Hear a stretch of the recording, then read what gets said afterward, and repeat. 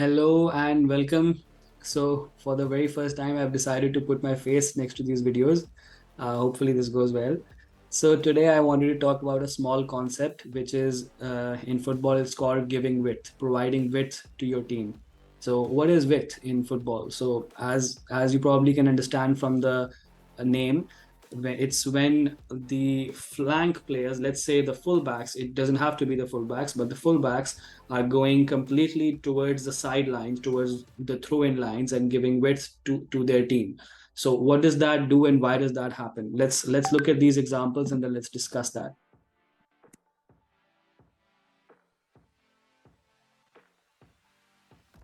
So look here, I'll pause the video here. Let's take a look at the actions of these two fullbacks. The right back here, after passing to his center back, he's going out wide and creating this space in the middle, which opens space up in the center for his two midfield teammates. The same thing is can be said for the left back. He's going wide to give width. What that does for him is it gives him more space and more time if the ball comes to him.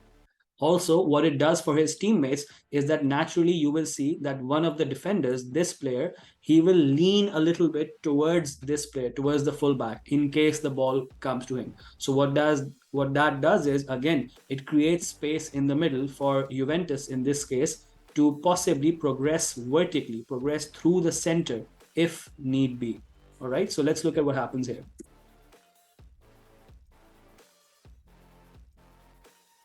So as we can see, the right back is completely next to the sideline. And why is he completely next to the sideline? Why isn't he somewhere close, somewhere like here?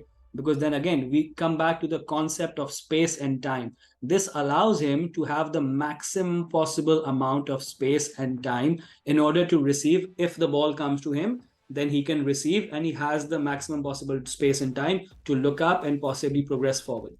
Same thing for the left back.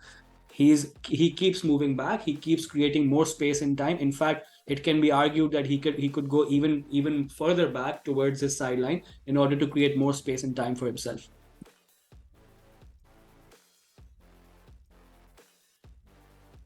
And that's what happens. The right back ends up receiving, and he had a lot of space and time. Same thing. Now let's again look at the left back, the Chiglio, I believe.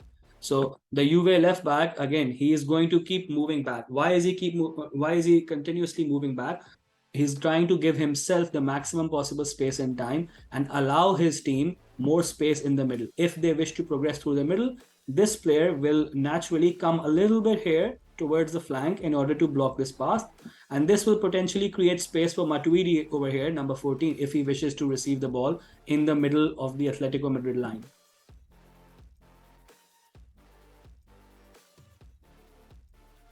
That's what happens here. As you see, this defender, what he did was he came here. He's trying to anticipate this pass here so that if the center back passes there, he can immediately jump on the left back and progress. So what that does is potentially Matuidi could have come here and received vertically. They could have created a triangle between this. Let me create something here.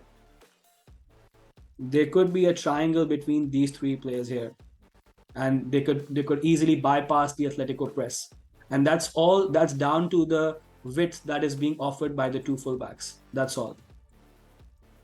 Another example here in this match we can see over here. So now here we see the advantage of providing width for your team. So Van Dijk over here is free because there are two players here giving width, and that has attracted the Manchester United forward to them. That allows Alisson to progress centrally. Van Dijk is obviously the clear option here. The easiest option here for Liverpool is to play it to Van Dijk, who can then switch it to the right, and Liverpool can progress through the right flank. And that is what ideally, of course, you would expect them to do. But even the best make mistakes, and as you will see here, Alisson makes a bad pass. So if we go back a few seconds, the reason that Van Dijk is even available, the reason that this Manchester United forward is not pressing Van Dijk is because they are anticipating a pass to the player who is giving width, one of these two. Liverpool, through this width being provided by their fullback, have allowed this progression through the central areas. Van Dijk could even receive and have enough space, if the United midfielders do not press him, enough space to turn and pass over here to this on-rushing midfielder.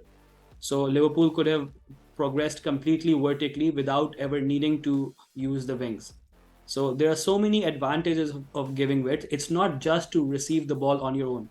You don't always give width for yourself to receive yourself. You give it so that there is space in the center for your teammate so that they can receive, possibly turn, and then play one killer pass, and then you can unlock the entire opposition. So thank you for watching. I'll try and keep this up. If there's any feedback from you guys, anything you believe I can improve, I have some videos lined up. Hopefully I can continue being consistent with this, because I have a lot of material. I just find it difficult to find the time to put voiceovers on them and keep uploading them. Recording myself like this on Zoom certainly makes my editing job a lot easier. Thank you.